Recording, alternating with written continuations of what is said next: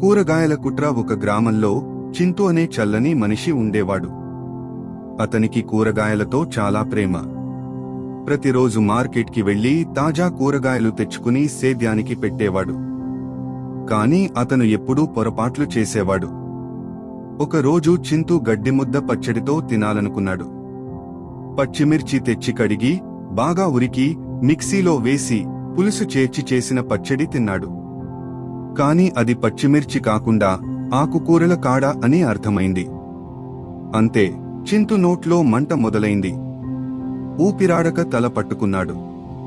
పక్కింటి రాము నవ్వుతూ, చింతూ, ఈసారి ఏ కూరగాయ తప్పు చేశావో చెప్పు చూద్దాం అని ప్రశ్నించాడు. చింతు చెప్పాడు, అదేమిటి రాము, ఇవి పచ్చిమిర్చిలా కనిపించాయి గాని తింటే పూర్తిగా నిప్పులా ఉన్నాయి. రాము చెప్పాడు, ఇది పచ్చిమిర్చి కాదు చింతూ, ములగకాడ. అది మిక్సీలో వేసి ఉరికి నీవే నిప్పులమంటినా. చింతు తల పట్టుకుని నవ్వాడు. ఒక పని చేద్దాం రాము, రేపు నేను నీకోసం కూరగాయలు తెస్తాను. ఏదైనా సరే నా అవగాహన తప్పని చెబుతావు.